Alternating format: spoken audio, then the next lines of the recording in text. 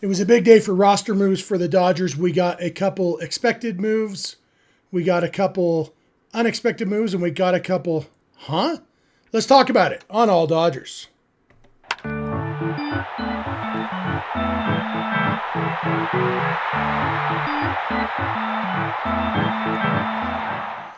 Coming at you live from my mom's basement in Pleasant Grove, Utah. This is the All Dodgers podcast, part of the Bleav Network of podcasts, presented by FanDuel. And it's not just me. It's a couple other people too. That guy to my that direction, that's Kevin Skinner. That guy to my that direction, that's Clint Pasillas. Clint is in nature. Kevin is in Illinois. I am in Utah. You know, all three are the same thing. Something about the Dodgers playing the Blue Jays makes Clint want to go camping. And there he is. We will see how long his mobile internet holds up and see how this goes. But we are happy to be here talking Dodgers with all of you. This is our first official, I think, off-season episode because we were still talking about winning the World Series the other day when we did an episode. But now we have entered the long, dark off-season. Luckily, the first couple months of the long, dark off-season are the bright, happy Christmas season. So, you know, and I was listening to the Jonas Brothers Christmas music today, and so it's just like we're back in the postseason. Jonas Brothers are still there. You make it feel... Oh, no, that's not. It is November 6th. Yeah, baseball season's over, so it's Christmas season. You have never listened to the Jonas Brothers in your life. You don't even follow me on Twitter, do you? I literally posted a screenshot from my phone today when I was listening to it. Yeah, find me on Twitter at Snider, Kevin. No, I only know the one song on the screen. That's not the one I just sang, but it's I can't remember what it is now. But I was listening to Riveting. It. Yeah, you know, this is what people are here for, to find out which Jonas Brothers Christmas song I listened to today. But there was actually some Dodgers news today, and that's the fun thing about being a Dodger fan is they will be in the news all offseason because every free agent will be linked to them. Every trade chip will be linked to them. And for today, it was just regular old roster news because today was the deadline for every team to exercise any team options that they had on players. Today was the day that the 60-day injured list went away, which meant that all those guys, which applies more to the Dodgers than a lot of teams, hey, all those dozens and dozens of guys you have stashed away on the 60-day injured list, they need room on the 40-man roster today. And so in the end, what we had going into today, the Dodgers had 33 guys on the 40-man roster. And then the 60-day IL went away. And so 8 more guys got added to the roster. So that puts you at 41. They then exercised their options on Alex Vesia and Max Muncy, which keeps it at 41. And then they added 2 more guys to the 40-man roster, Ryan Ward and Robinson Ortiz, which bumps it up to 43, which means they had to remove 3 guys from the 40-man roster. So we said goodbye to former All-Star. They had to get cut. Wow. Clint's in nature, folks. Listen, if you guys like knife humor or Jonas Brothers talk, let us know in the comments below. Yeah, let us know for sure.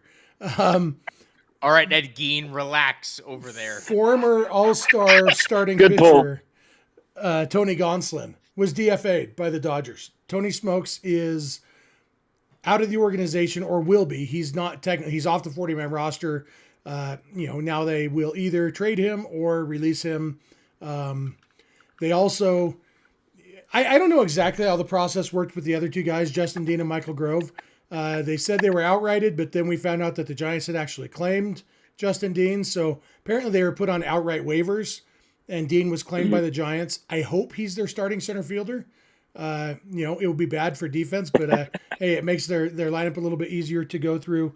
Nothing but love for Justin Dean. Hopefully he gets more playing time there. Michael Grove, as far as I know, is just outrighted. Maybe he's still on waivers. Maybe he has cleared waivers. Who knows?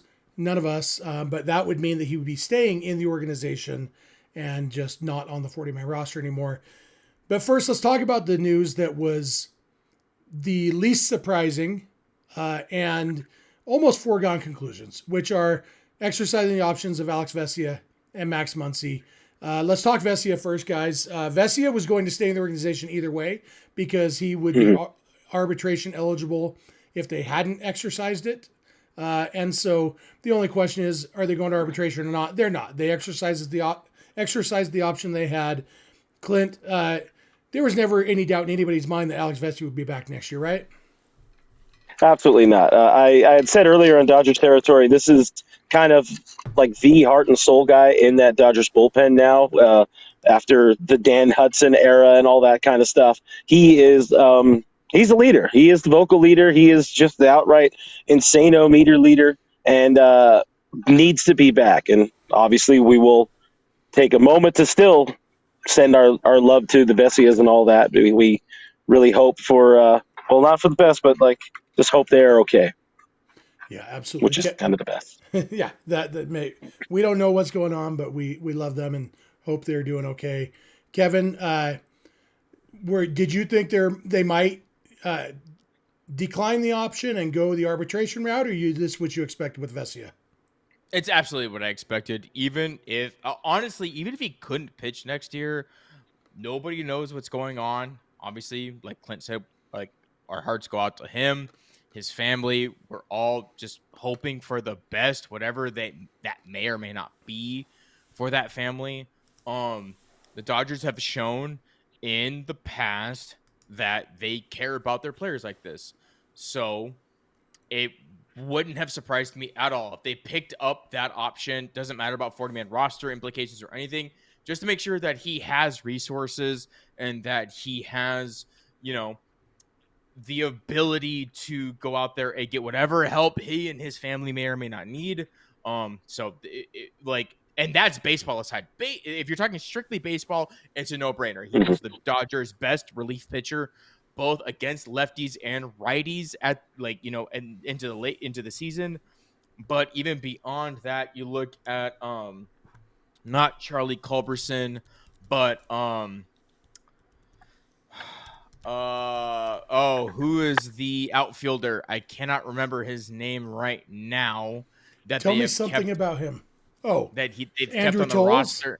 Andrew Toles, thank you. Okay. Andrew Toles. They have done things like this in the past. So even if Vesia couldn't pitch next year, I expected very much the Dodgers pick up his option just to make sure he isn't feeling insecure financially and that he can take care of his family. Because as much as everyone else wants to not believe, the Dodgers are a world-class organization and takes care of their players. So I'm not surprised they picked up. Absolutely. They don't have the power of friendship that the Blue Jays had, apparently. All they have is a World Which Series is just as good as a championship. Yeah, that's all you need. It's even better. 20 years from now, nobody will remember the back-to-back champions. They'll remember the love that was shown on the turf at Rogers Center, or something. Synergy. Even less surprising, maybe, is Max Muncy. Because Max Muncy's team option was for $10 million. And Max Muncy, like this year, even though he was bad for a couple months and hurt for a month, he was still easily worth the $10 million. $10 million is maybe not the best bargain the Dodgers are getting, since they're paying Will Smith almost nothing for the rest of his life. But $10 million for Max Muncy, Clint, absolute no-brainer, right? No brainer. Even if he was going to be in a utility role or something like that, which we don't know what 2026 looks like for Max Muncy and what the offseason looks like in terms of roster moves and free agency construction, all that kind of stuff. But this is a heart and soul leader of your club. He also has a pretty good bat carried with him. We saw the lineup go to absolute trash when he was out both times with injuries last year. $10 million, that is a drop in the hat for the Guggenheim Group and for the Dodgers. And there's less than zero reason to have let Max Muncy go. Yeah, Kevin? Absolutely. Doubling down on what Clint said. I mean, you've got a guy that, not to quote Chris Collinsworth too much because can't stand Chris Collinsworth, but you've got somebody who will not only play third base, but play a very, very good second base should they pursue a third baseman in the offseason. He's really Max Muncy, that is really good against right-handed pitching. Like Clint said, also the heart and soul of this offense, they were a whole run worse when he wasn't in the lineup. So they need a guy with his eye, his aptitude for keeping a pitcher honest. This was an absolute no-brainer. I mean, you're talking about somebody like, yeah, he might not put up the sexiest of numbers at this point in his career, but he makes the pitcher work, and he makes that. And like when you talk about a long lineup, he's the guy that makes it long. He really is, because once you get past Will Smith, if he's batting fourth, there's no let up right there, because if you make a mistake to Max, that dude's putting it to the people. So there was no doubt. So what was the Chris Collinsworth quote in that? Here's a guy. Oh, okay. I can't stand that phrase, but in this instance, it makes sense. I couldn't have told you anything that Chris Collinsworth has ever said, except I assume at one point he said, "Hey Boomer, I'm open." Did he play for the Bengals? Did Collinsworth play for the Bengals? Yes, he was a receiver for the Bengals. All right, sweet. So I assume he said, "Hey Boomer, I'm open." That's the last Big time football show. I know my football, baby. Hell yeah, football.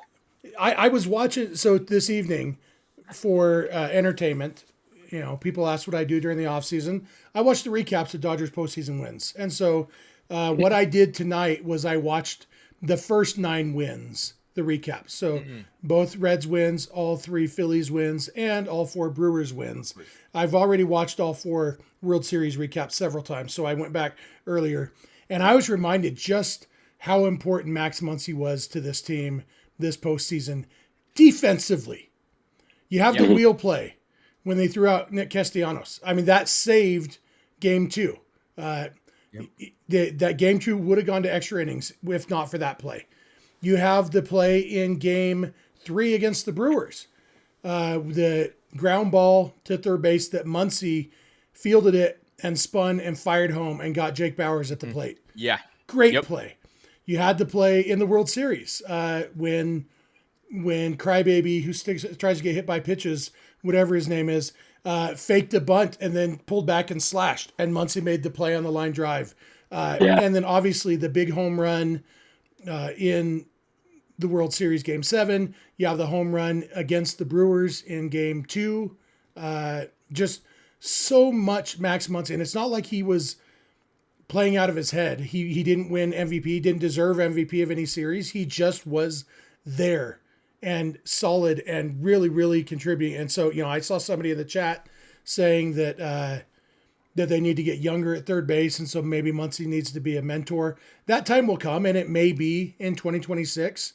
But like you said, Clint, for $10 million, whatever his role is, it's going to be a bargain. Yeah, and he's made it known, like he just wants to be a Dodger. If he's starting every day at third base, if he's in a platoon role, if he's playing utility, bouncing around, he doesn't care. He's willing to do whatever this club needs. One of the things Kevin said, he doesn't put up sexy numbers. Well, he doesn't put up traditionally sexy numbers. The average isn't great, but you look at the on base, you look at the slug, you look at the OPS, the stuff that matters. Like he gets it done, and every year he just keeps finding a way to get better at third base. So whatever his role ends up being, you keep that man around any way you can. JY Kim in the chat asked, where is Clint really for the sound? I assume he's outside. Is he really camping? Yes, we weren't lying. Clint is really camping, and Kevin is really in Illinois. I'm really in my kitchen. Really in his kitchen. I am quite literally in the middle of nowhere. We are kind of surrounded by rocks. Hey, how would you explain this? We're faster. Wow, never mind. You can't say that word. Oh, damn it. Well, never mind. I'll get back. We are in the hills.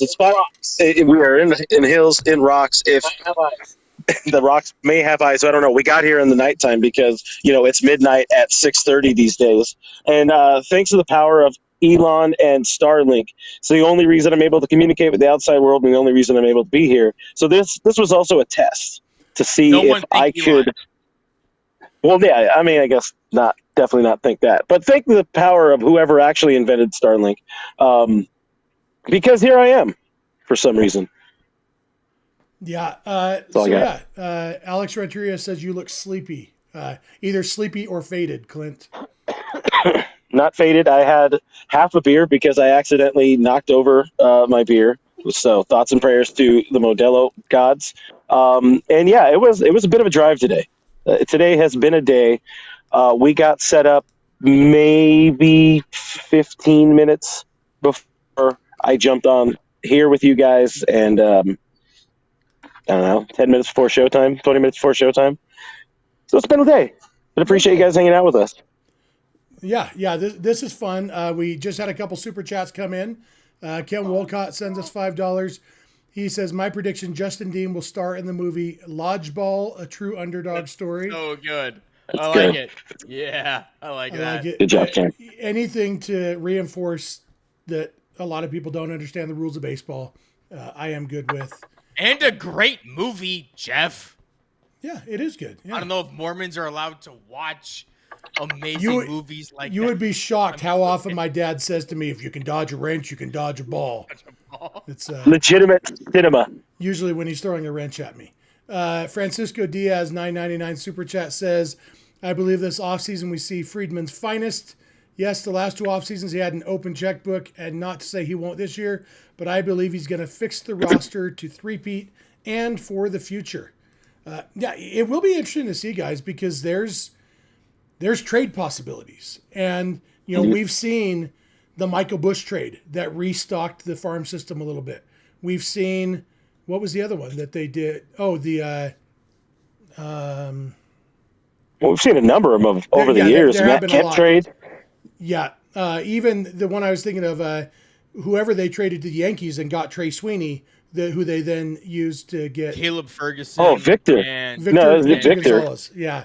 And so, Victor, yeah. You know, when you look at the pitchers coming back, the starting pitching, the Dodgers might trade a couple young starting pitchers and stock up the farm system a little bit, you know, maybe use them as trade chips for a big deal for a big leaguer, you know. There's so many different ways they could go this offseason that I think Francisco might be right. It's going to be different than the last couple of years, but it could be pretty darn awesome. Cole says, $2 super chat says, Clint is in Deliverance. Drop them pants, city boy. I would like to Don't do that. Official request that you not drop those pants, city boy. I would like you to. Oh, I'm wearing shorts. I could not. It's getting chilly though. What the length of your pants is, just leave them on. Thoughts and prayers. Yeah. So you know that I think that's all there is to say about the two options that the Dodgers exercised. We expected both of them. We're happy about both of them. Two guys who are, you know, kind of the heart and soul of the team in different ways. And cool thing about the Dodgers is there's 15 different guys you could say, oh, he's the heart and soul of the team in this way. Like Yamamoto, Ohtani, obviously, Mookie, Kike, so many guys who, you know, there's a lot of heart and a lot of soul on this team. But Muncy and Vesia are definitely two big parts of that. And so it's very But nice no friendship. Nope. There's no friendship though. Only that is exclusively with Toronto. They don't have Canadian love power. And that should be like doesn't it sound like a Michael McDonald song from the 70s? Canadian love power. Is it Ryan James Dio? It would probably Dio. Dio? I guess it would probably have to be Bachman Turner Overdrive, I guess, since it's Canadian. Anyway. I get to be Burt. According to Dodger Life, I get to be Burt Reynolds, and Jeff is John Voight. You can be Angelina Jolie's dad. I get to be Turd Ferguson. That's all I want. You can't grow a mustache. That's true. Yeah, you are not. But I can chew gum really well. You can't even grow half a mustache like Burt Reynolds had for that little while on a bet. One more super chat from Francisco Diaz. That's a funny name. $4.99. Let's stop beating around the bush. The Dodgers aren't getting Gavin Stone, River Ryan, and etc. back. The Tigers will be getting them as the Dodgers get Scooble. Oh man. Well, the Dodgers need a lefty, and they need they don't need a lefty, but they need a lefty. They need to replace a lefty who pitched 140 innings. What did Kershaw pitch this year? Actually, not 140. He didn't come in that. No, you know what? What is a good? a good bit of content later in the offseason, gentlemen, or probably pretty soon, is how much is too much for, how did that guy say it? Tariq Skubal? 112. Tariq. 112 plus the postseason. So, I mean, it wasn't like close, but it wasn't far. So, I mean, that's 112 is still a lot of innings for this for a Dodgers regular season staff. That's What? I mean, he started. It's close for a hand grenade. Yeah. I'll tell you what I wish. Started 23 games. I wish that FanDuel had odds on where players would end up this offseason. That would be Because awesome. that would be a fun thing to look at. They don't, unfortunately. They do have odds on next year's World Series, though. And the Dodgers are still sitting at plus 350. I assume they'll sit there for a while until moves start happening. But it's even more fun to look at the National League. Like the Padres are down at plus 1,000 to win the National League, where the Dodgers are at plus 180. Padres are the only other team. I guess you can click on Show More and see all the National League teams. Hey, plus 50,000 for the Rockies. They're plus 1,000. Wait, is that the National League or National League West? The National League to go to the World Series, represent the National League without you, Darvish. The Padres are at plus 1,000. Yeah, I don't think it's been updated. Yeah, it's they don't have Darvish. Michael King and Dylan Cease are both free agents right now. So Mason Miller might not just get turned into a starter. He might get turned into all their starters. So, but plus 50,000 on FanDuel for the Rockies to go to the World Series. So you put $100 on the Rockies to go to the World Series, and if insert name of manager they may eventually hire here turns the team around to the point that takes them to the World Series, you'll make $50,000. So plus get your 100 back, which is the important part. They hired Paul DePodesta today, and in his first and only year, no, not only, but his first year running the Dodgers, Paul DePodesta took them to the postseason. Sure, it was Dan Evans' team, but he took them to the postseason. Yep, and definitely worked out well. And he's done wonders for the Cleveland Browns. They've won the Super Bowl every year that he's worked for them. They've gone no. They've gone to the playoffs every single year. You could even lower the standard, and it's still just as devastating. Just as you much of a wanted lie. It to be. Yeah. So that was the news that we expected. Vesia and Muncy. Finding out how they were going to make room, and we're going to talk in the last segment about the two guys they added to the 40-man roster who were kind of surprised, both Robinson Ortiz and Ryan Ward. But first, let's talk about the guys who are leaving. Tony Gonsolin is a former All-Star. He made the All-Star team for the Dodgers in 2022, finished that season 16-1 with a 2.14 ERA.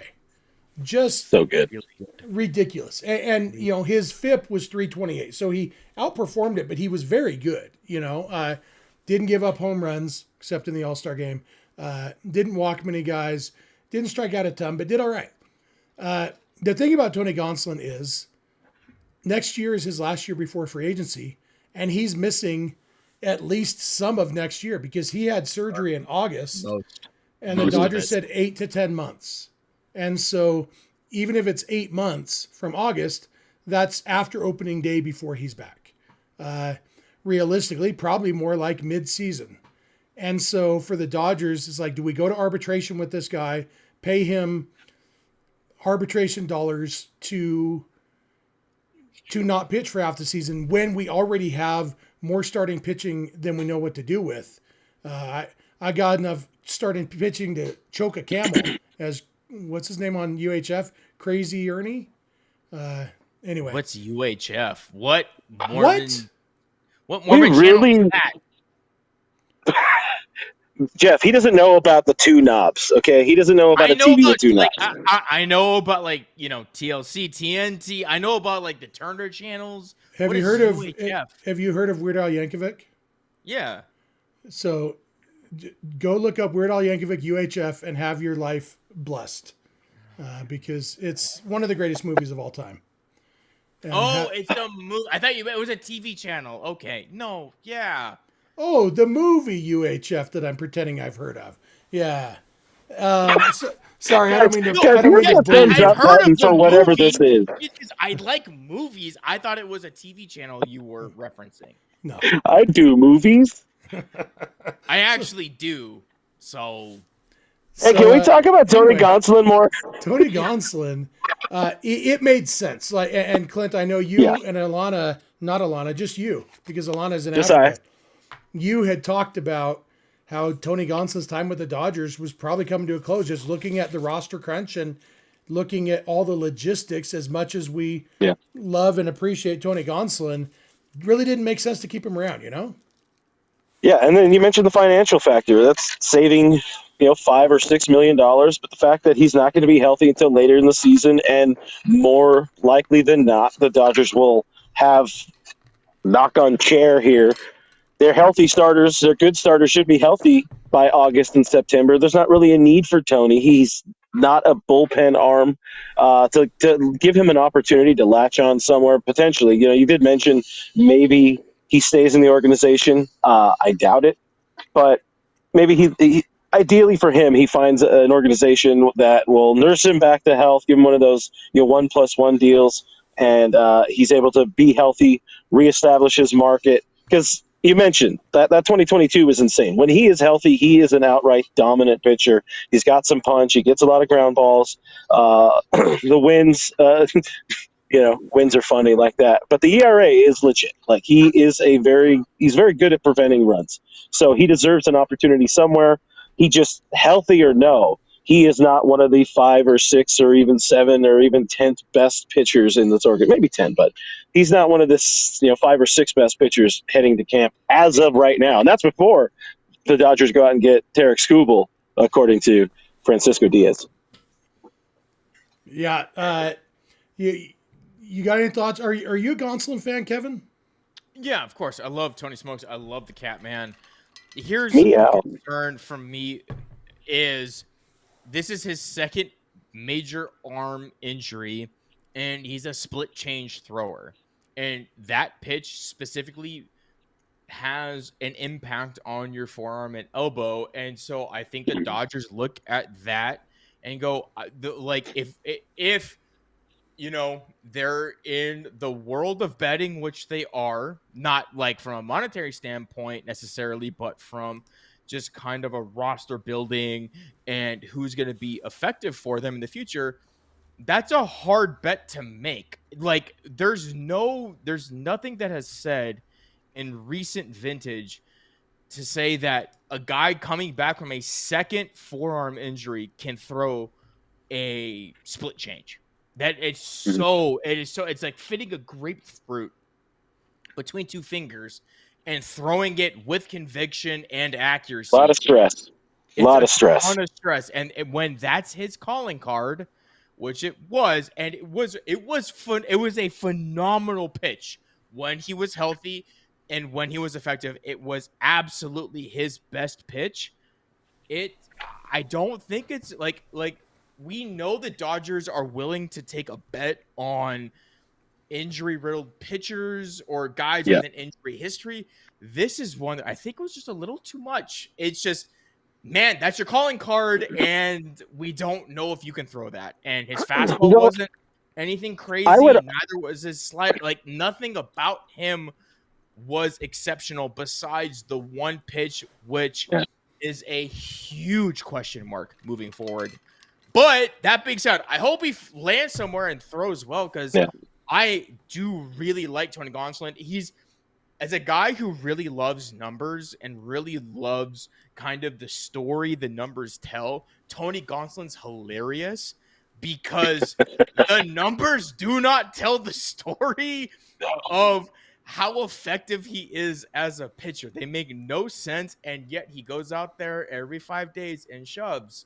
And he does a really good job of inducing ground ball double plays, and he does a good job of limiting runs, despite the fact that he allows a lot of traffic. So he's fun as a pitcher, but when you're coming back from a second injury, like a second arm injury like this, I don't think it's a risk right now the Dodgers could take.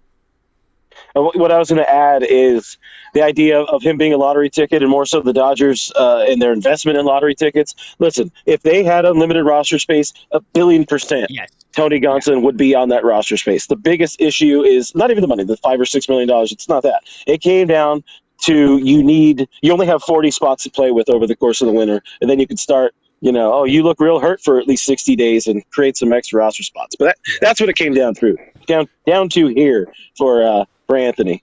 Yeah, Alex Renteria in the chat says the Dodgers still need starters. They can't ride the 4 starters all year. They need innings eaters in between, which is true. Yeah.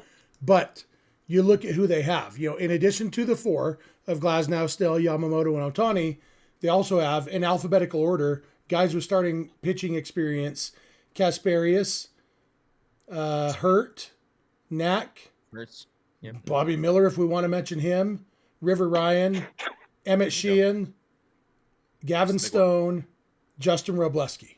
Stone and Ryan are the big ones for next year. Yeah, sure. And Sheehan. I mean, Sheehan is legit, So no, yeah. As an innings eater, yeah.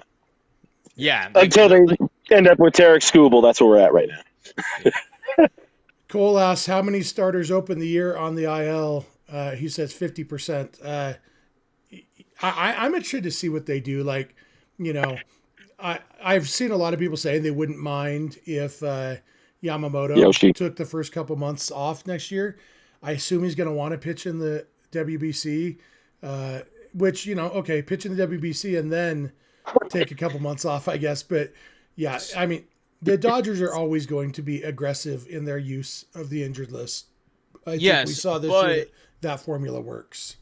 In Japanese culture, pitching more is that's a good thing. That shows honor, that shows respect to your club. So Yamamoto could very easily pitch the WBC and go, I can keep going. They have been preaching pitch more while you're young. They've been building up these arms from when they're very young and they've thrown 150, 200 pitch outings because that's just what's valued over there, because it's a one-on-one sport. You're representing your family, your township, whatever it is. So Yamamoto could easily throw in the WBC and be like, I'm ready to go for the regular season, because that's what he's done.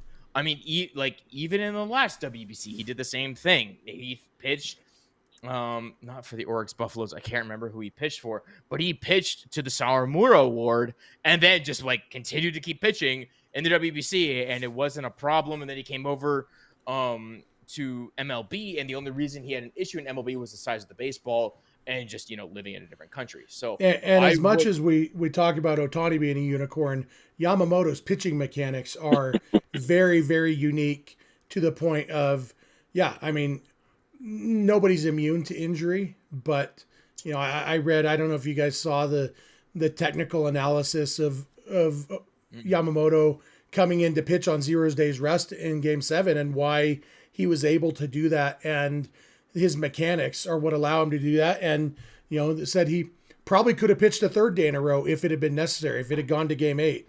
I think everybody's glad that it didn't, because 7 was plenty. Martin Lopez says Clint looks like he's about to film the Blair Witch Project.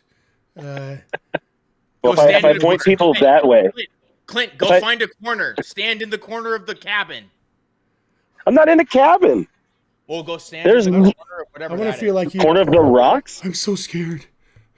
Oh, yeah, I could do that. I'm scared. This is weird. This is the worst. Is that better? People want the podcast to be like, to me being like, what's going on, guys? How you doing? Real nice. Richie Flores says, because Jeff is in charge of the chat, I am buried like the Rockies. Hey, you know where the super chat button is, Richie? Podesto or whoever the hell that is. So the other 2 guys they got rid of, Michael Grove is so much of a non-story, I guess, that I didn't even put him on the little header at the bottom of the screen here. Michael Grove exists. He no longer exists for the Dodgers. And I would guess that 50% of diehard Dodger fans, when they heard the news today, said, oh, yeah, Michael Grove. That was probably the strongest emotion elicited by this news. Don't you think, Kevin? No. Yeah, for 50% of Dodger fans, sure.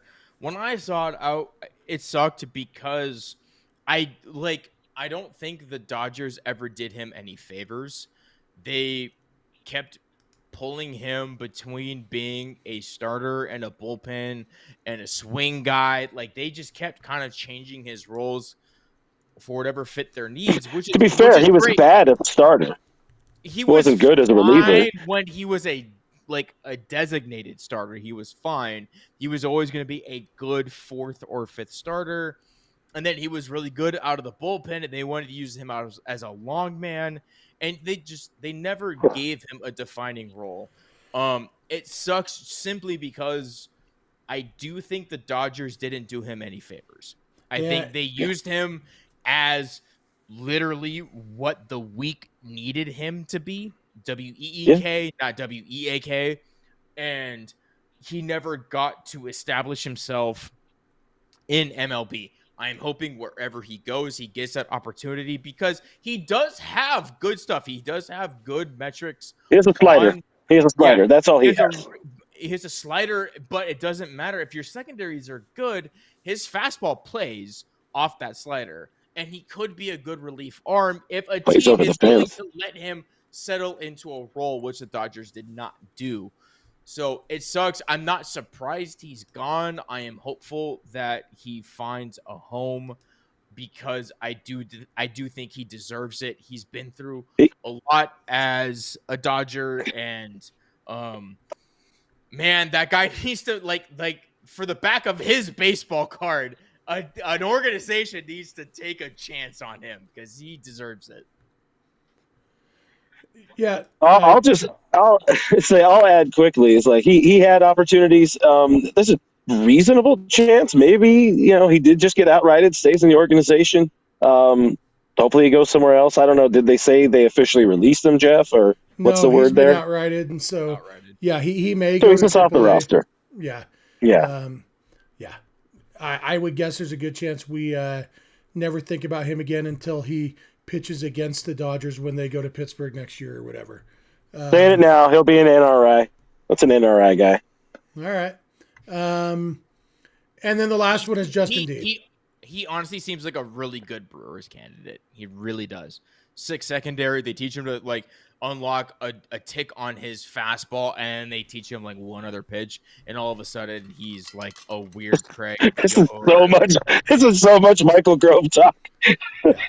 So but he was a guy that actually contributed in the 2023-2024. Not so much in 25, but he was around a lot.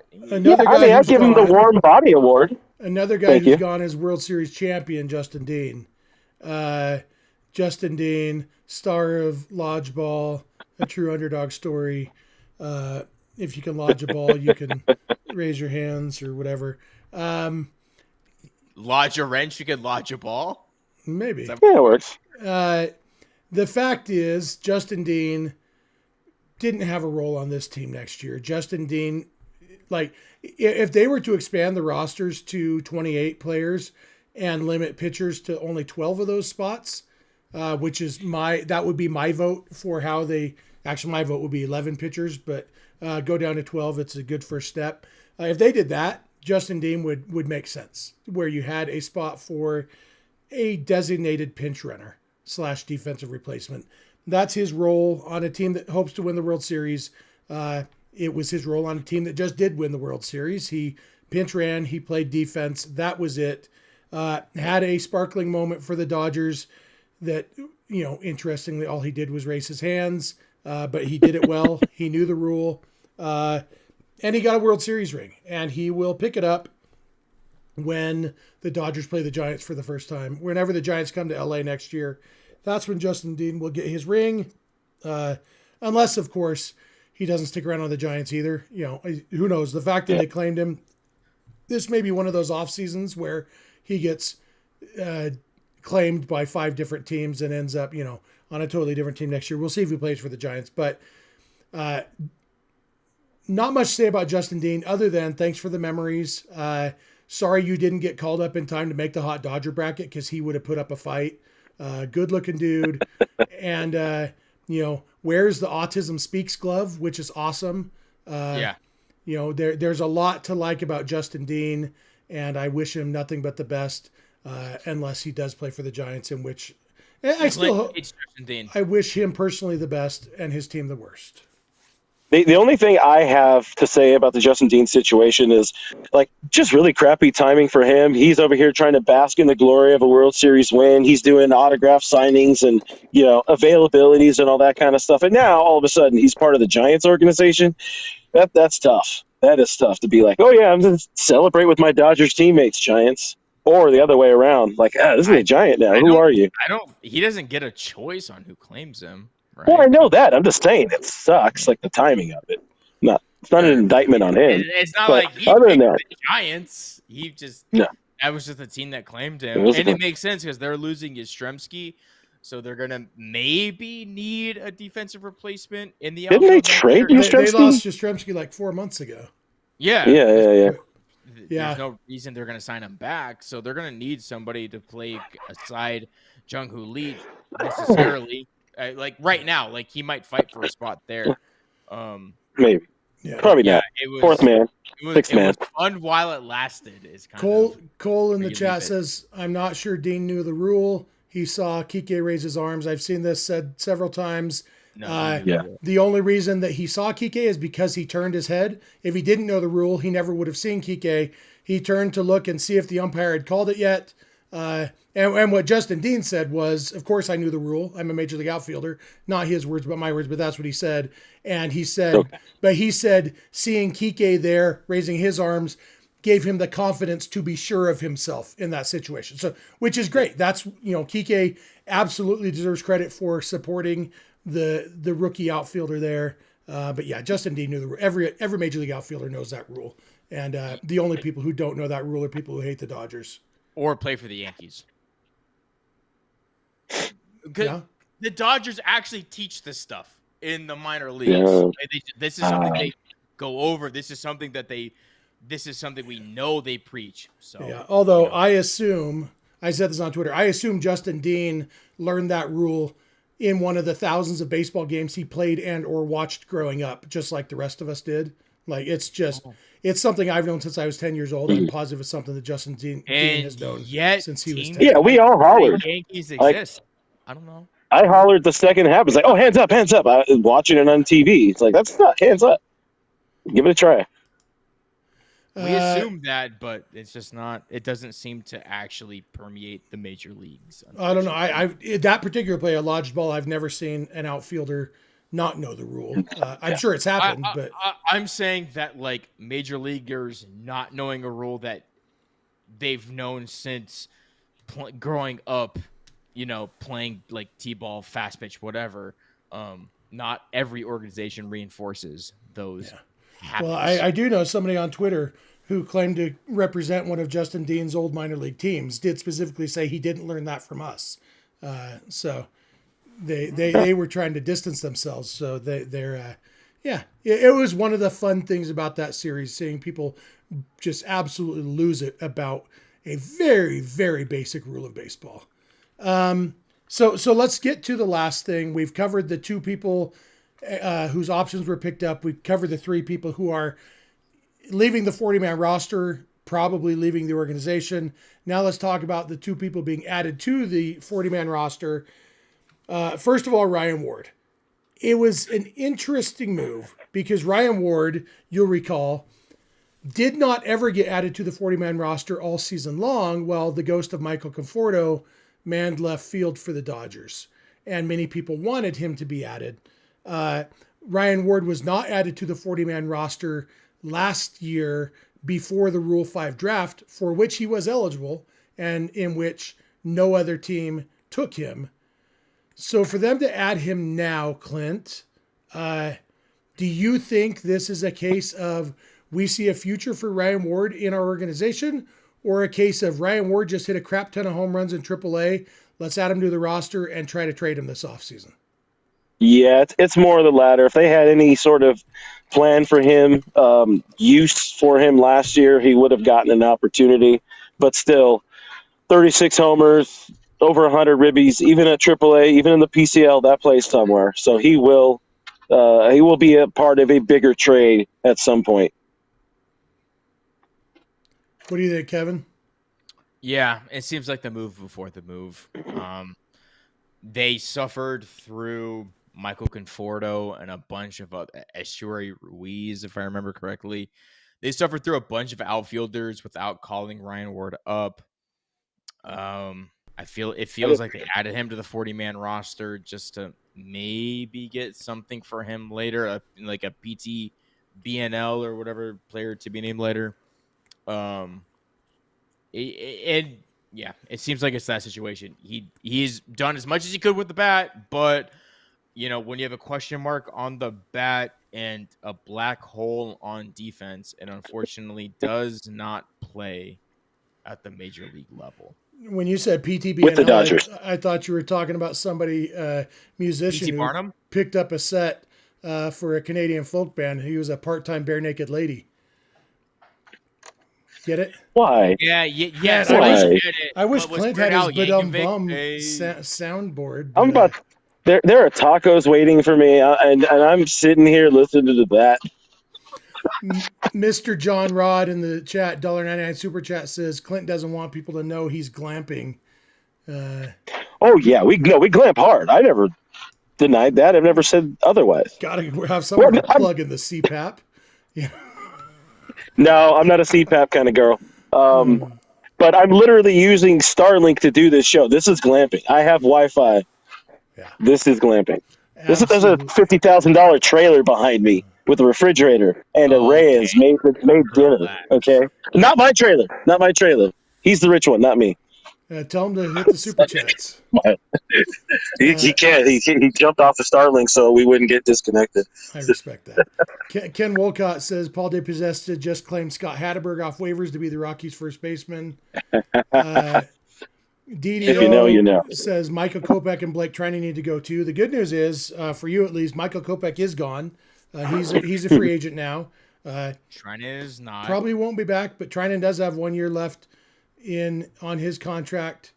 And $11 million. It's a lot of money for. He's not going to retire with that much money on the table. The Dodgers could cut him. I mean, Dodgers understand sunk cost.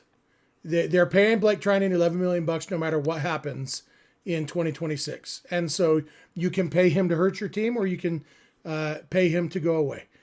So if they don't think he can help the team, he's not going to stick around. And we'll see. Guess what? He's going to make the opening day roster. Well, he'll at least pitch in spring training. I mean, they'll see what he has in spring training. Unless he's injured. Yeah. Unless he's injured. He's going to make that roster just because they're going to see what he has. Well, unless he's injured. Well, not if he's not healthy. If he's bad in spring training, they'll say, hey, Blake, your elbow hurts. You're injured. Hey, Blake, remember that knee injury last year? That thing's acting up, bro. So the last name to talk about here is Robinson Ortiz, which was the big surprise of the day. A la Jack Dreyer last year.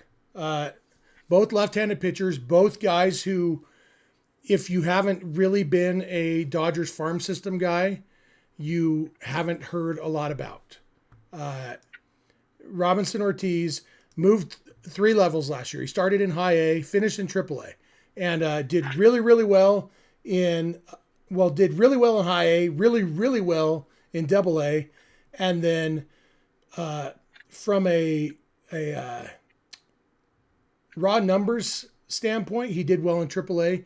Some of the underlying numbers, his walk rate went up, his strikeout rate went down in triple A, and triple A is where they moved to the Major League Ball, where they moved to ABS. When you have a guy whose walk rate and strikeout rate both get worse in triple A, you start to wonder a little bit about strike zone command and all those things. But all in all, I feel like it's kind of comparable, to Jack Dreyer last year. And Jack Dreyer, at this point last year, we were all saying, well, that's weird. I don't know who that guy is. Jack Dreyer ended up being pretty important to the Dodgers in 2025. Clint, do you think Robinson Ortiz is next year's Jack Dreyer? And we could go back further and compare him to Victor Gonzalez back in 2020. Do you think he fits that mold? That's sort of the comp he has now. There is case studies here. You can be this guy. Last year, I know the name Robinson Ortiz. I had no idea what a Jack Dreyer was, and we saw how important he was. We know this team needs some bullpen help. So the opportunity is there. Unless he ends up being part of some trade, the opportunity will be there. Yeah. Kevin, what are your thoughts on Robinson Ortiz? That the front office knows more than we do about any of these pitchers, and they know more about the metrics than we could ever hope to know. So you just kind of have to trust them because they have a track record of producing really good pitchers and guys that, I mean, like, who would have known about Will Klein 2 years ago? And yet there he is, like, saving the postseason for the Dodgers and the World Series. You know what I mean? So, just kind of trust not to steal the 76ers line, but trust the process. Like, yeah, we don't know them, but they did it. What I can guarantee everybody when is listening to this is they did it for a reason. There's a metric, there's something there that they really like, and they want to capitalize on it. So, what would Chris Collinsworth say if he played for the 76ers? Now here's a guy. Who trusts the process. Here's a guy who can shoot a 3-pointer. He might be 7'2", but he can hit a 3-pointer from 18, at an 18% clip, but yet still drive and draw a foul. And that's what the Chris Collins. I was just going for here's a guy who trusts the process, but it's all right. Chris Collinsworth doesn't do basketball. Yeah, he does only football. Doesn't do baseball. I feel like we need that Simpsons gif of "that's the joke." Nothing gets by you, Chief. Clint, before you left town, did you get a chance to watch Mookie Betts' post World Series podcast? No, and I don't know if I'm going to wait to get home to watch it or use some downtime while being out here in the wilderness to enjoy it. But I've seen some clips. I don't even want to watch the clips. I just want to enjoy it. I want to bask in all of its glory. One thing I do appreciate, it looks like they got microphones to everybody this year. So shout out to the production team over at Bleacher Report. Yeah, the production value existed this year, which, in my opinion, maybe made it a little bit worse. So that's what I've heard. I've heard the production value made it worse, along with it appears none of the players were nearly as drunk as they were last year, a la Chris Taylor. So the people were they were hoping for a little bit more exposition than they got this year. And I think if you were going to list the knocks on it, you didn't have some of the big names involved. Freddie Freeman wasn't on it. Obviously, Ohtani, I wasn't surprised that Ohtani Yamamoto weren't there.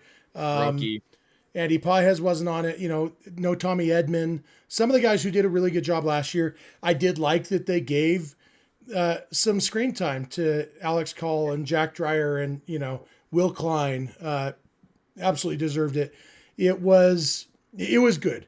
And I think maybe the best thing about it was that there was no crap talking on the opponent this time, which hurt some feelings last year. But even on this podcast here, we've talked about Blue Jays fans a little bit here, but the actual Blue Jays, like other than George Springer being a cheater and Max Scherzer being a dead arm crybaby and Andres Jimenez being the worst player in baseball, everybody else, like, we have nothing but good things to say about the Blue Jays, and like I've said, I love that when I watch the highlights of this World Series, I'm seeing the Dodgers winning the World Series, not their opponent losing it.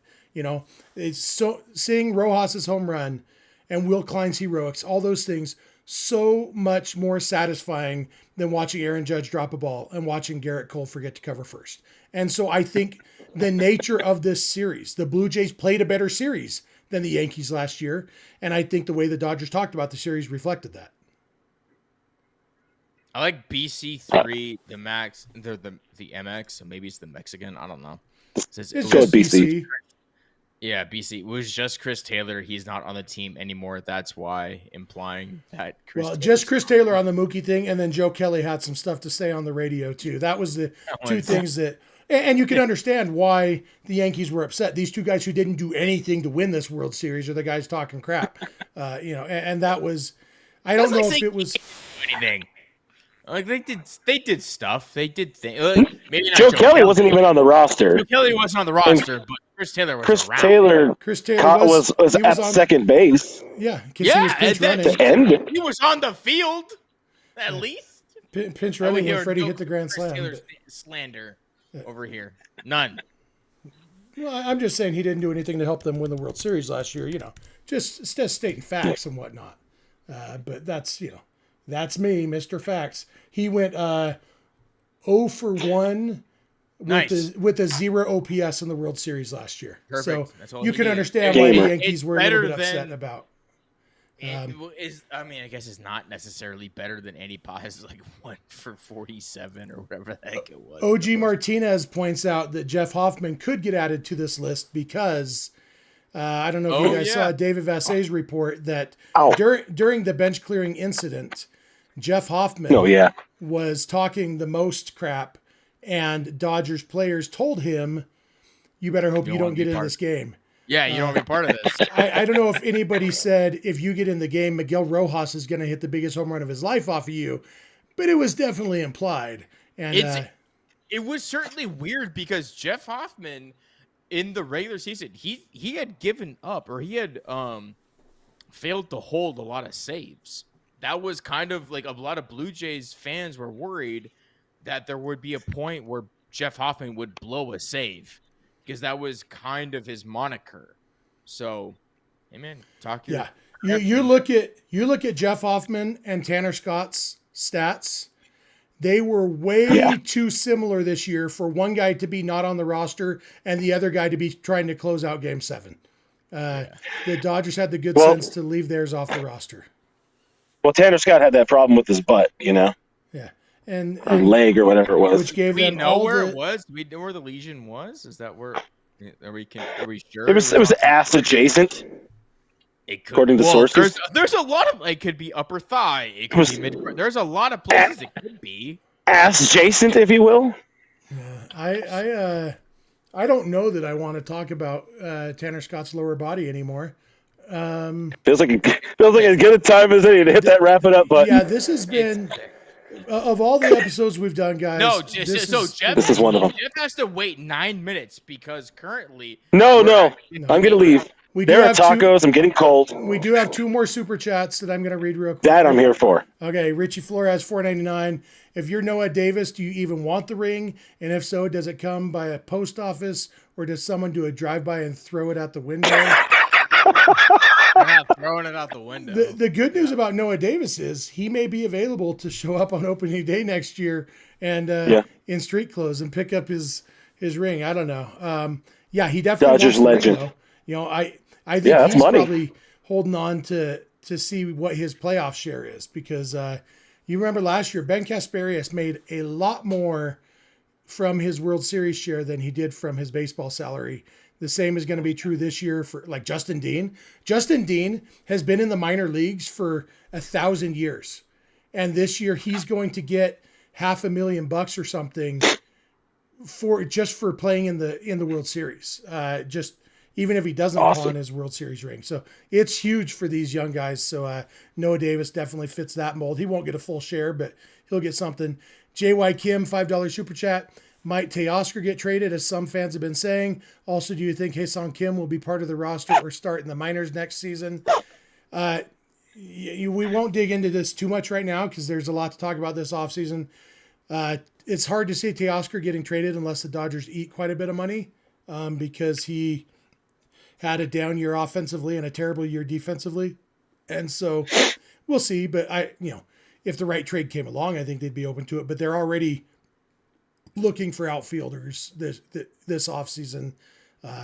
As for Kim, I would guess he'll start in the big leagues, but some of that also depends on what they do free agent wise and stuff this year. But the plan will be the plan going into spring training will be for him to be part of the big league roster. But the fact is he will have options available. So just like this year, if he can't pull his weight, he'll go to the minors. He better be walking around this offseason with a lot of baseball gloves in his bag. Yeah. Definitely. I think Ha-Seong Kim specifically, spring training, you're gonna want to look at him and just see how he does. For Teo, Breaking news.